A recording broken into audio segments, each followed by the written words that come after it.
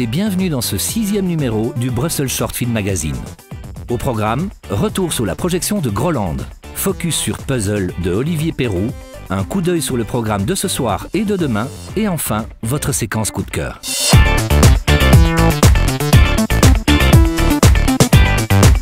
Cette année, le BSFF a fait place à un nouveau venu de taille au sein de sa programmation off, le cinéma grolandais.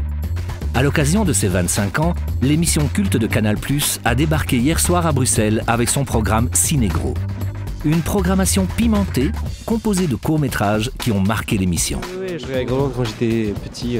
J'ai regardé Groland toute mon enfance, je suis un grand fan de Groland. Alors il y avait des trucs qui étaient très grolandais, très bons, très bons. Et d'autres un peu moins bons, mais bons par le malaise. Hein. C'était vraiment nul. Non, c'était très drôle, c'était très drôle. Je sais pas que dire. Bon, après, pour la plupart, je les avais déjà vus, parce qu'évidemment, ça passe à la télévision.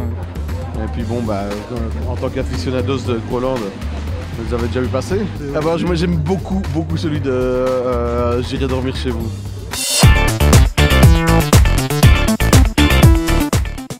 Aujourd'hui, dans notre séance Focus, Olivier Perroux nous présente son premier film Puzzle, sélectionné en compétition nationale.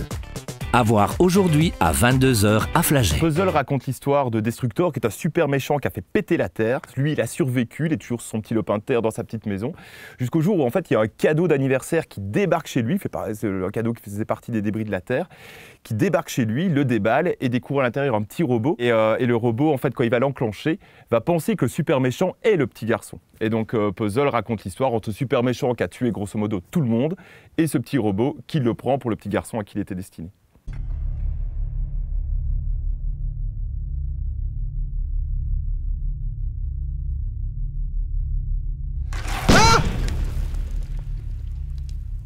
À la base, c'est venu d'une illustration de Gorillaz.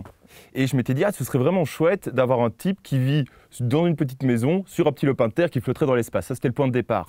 Alors après, je me suis dit, ok, mais si le mec, il est tout seul sur son lopin de terre, ça veut dire qu'il doit être quelque part responsable de sa situation. C'est toujours plus amusant en termes de dramaturgie. L'élément que j'ai rajouté, c'était l'élément plus dans la relation à l'enfance, que je voulais vraiment retrouver.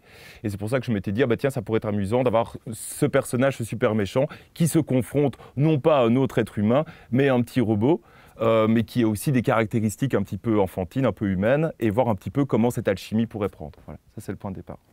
Moi, ce que je voulais, c'est que visuellement, on soit dans un micmac de références, qu'on ait vraiment beaucoup de références très différentes. Et je trouve que c'est très intéressant aujourd'hui de se poser la question, est-ce que c'est plus intéressant d'avoir un style clair et net comment dire, au niveau de l'image, au niveau du son, tout au long du récit, ou est-ce qu'au contraire, comment est-ce qu'on peut faire pour prendre plein de références et essayer de les associer ensemble. Et ça, c'était un petit peu le pari et l'objectif, en tout cas esthétique, de Puzzle. Initialization. Please wait. Initialization. Please wait.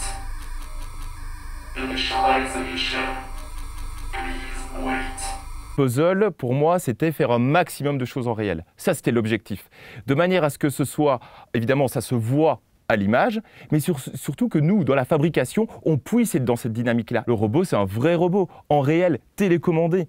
Donc, c'est-à-dire, j'ai dû faire appel à un copain, Stéphane Halleux, en l'occurrence, un grand sculpteur qui a fait le robot, demander à Simon, un autre gars, de mettre toute l'électronique à l'intérieur de manière à ce qu'il puisse le télécommander et le piloter. Par exemple, pour un Philippe Catherine, d'arriver sur un set dans lequel il y a sa maison qui est construite, dans lequel il a un robot à qui parler, avec qui il peut communiquer, avec qui il peut bouger, etc. Et je pense que ça rend la chose beaucoup plus ludique que d'enchaîner pendant 4 jours de tournage des plans sur des fonds verts ou des fonds bleus.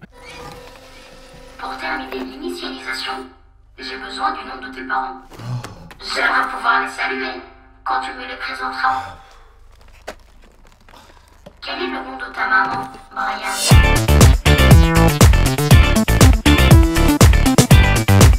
Ce soir à 20 h à Flagey, découvrez les courts-métrages primés au Cessif. Demain, ne manquez pas la séance plein air à 21 h 30 au Mont des Arts. Pour plus d'infos, rendez-vous sur notre site bsff.be.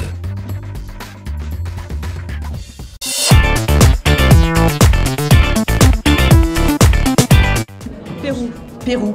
Ouais. J'ai adoré. Ouais. Adoré. Le film de la Dami, là, réalisé par Marie Kremer. Ouais, c'était très bien.